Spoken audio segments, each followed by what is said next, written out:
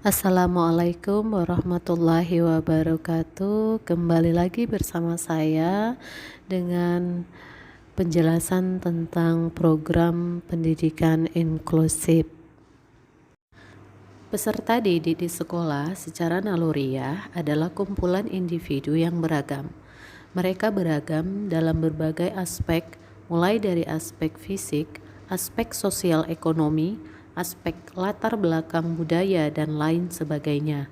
Sebagai seorang guru yang hendak melakukan pengajaran di sekolah inklusif, maka perlu untuk memahami makna dari keberagaman peserta didik. Berikut skema mengapa keberagaman itu perlu kita ketahui.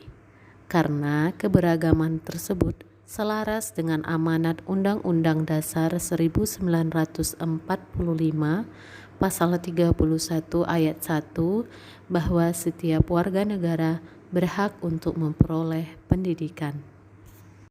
Setelah kita memiliki pemahaman akan makna keberagaman peserta didik, maka langkah selanjutnya adalah mengetahui indikator kualitas hidup mereka untuk dapat kita kembangkan semaksimal mungkin.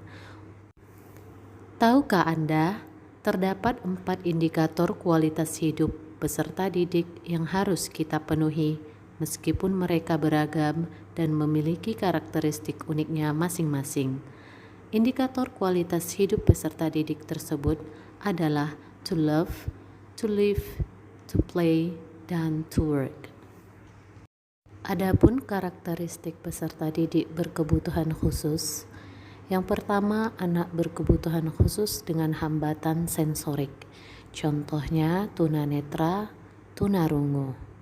Yang kedua, anak dengan hambatan mental kognitif, contohnya tunagarita. Yang ketiga, anak dengan hambatan fisik, contohnya tunadaksa. Yang keempat, anak dengan hambatan lainnya seperti anak dengan gangguan perilaku dan emosi, anak autis, anak cerdas istimewa, berbakat istimewa, kesulitan belajar spesifik atau disebut dengan disleksia atau diskalkulia dan disgrafia. Mekanisme layanan PBDBK di sekolah inklusif. Layanan pendidikan bagi peserta didik berkebutuhan khusus dapat dilakukan dengan mengimplementasikan sistem pendidikan inklusif.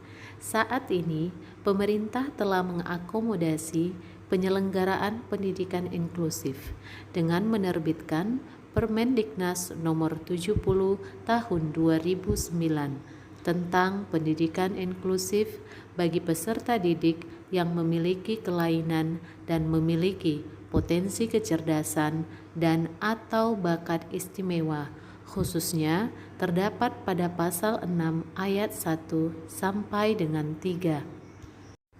Untuk mengetahui apakah peserta didik kita memiliki kebutuhan khusus, maka sebagai guru kita perlu melakukan 3 langkah, yaitu identifikasi, asesmen, dan intervensi.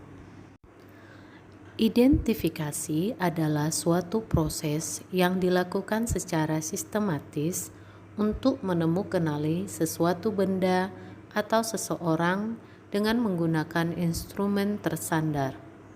Dalam konteks pendidikan khusus, identifikasi merupakan proses menemukanali peserta didik sebelum yang bersangkutan mengikuti pembelajaran. Proses identifikasi peserta didik meliputi pengenalan kemampuan awal, kelemahan atau hambatan, dan kebutuhan untuk mengikuti pembelajaran selanjutnya. Sedangkan asesmen adalah upaya untuk mengetahui kemampuan-kemampuan yang dimiliki, hambatan atau kesulitan yang dialami, mengetahui latar belakang mengapa hambatan atau kesulitan itu muncul, dan untuk mengetahui bantuan apa yang dibutuhkan oleh yang bersangkutan. Berdasarkan data hasil asesmen tersebut, dapat dibuat program pembelajaran yang tepat bagi anak itu. Sedangkan layanan intervensi dimaksudkan untuk menangani hambatan belajar dan hambatan perkembangan agar mereka dapat berkembang secara optimal. Oleh karena itu, target layanan intervensi adalah perkembangan optimal yang harus dicapai oleh seorang anak yang mengalami hambatan perkembangan dan hambatan belajar sebagai akibat ketunaan. Intervensi dilakukan setelah dilakukan adanya hasil asesmen diketahui.